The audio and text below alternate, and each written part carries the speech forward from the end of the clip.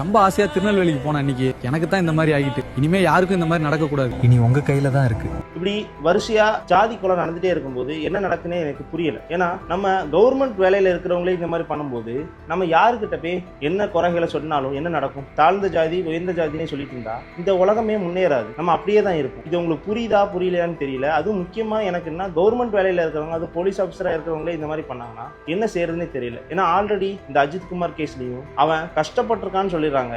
ஆனா மறைமுகமா அவன் தாழ்ந்த ஜாதி, இவனால என்ன பண்ண முடியும்னு தான் நிறைய பேர் கொலை பண்ணிருக்கான்னு சொல்றாங்க. எனக்கு தெரியல. இன்னொரு விஷயம், இப்படி ஜாதி கொலை நடந்துட்டு இருக்கும்போது கூட இந்த திருப்பூர்ல வரதட்சணையினால கொண்டிருக்காங்கன்னு சொல்றாங்க. ஆல்ரெடி 300 பவுன் போட்டிருக்காங்க. ஆனா இருந்தாலும் அந்த 200 பவுன் போடாதனால கொலை பண்ணிருக்காங்க. அதை மீன் டார்ச்சர் கொடுத்துருக்காங்க. அதனால அவ சூசைட் பண்ணிருக்கான்னு சொல்றாங்க.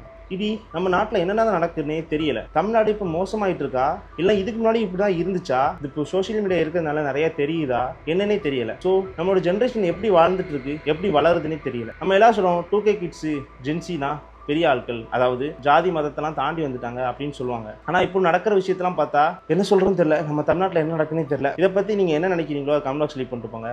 மிஸ் யூ அம்மா, அப்பா, தம்பி. Good bye friends. பை.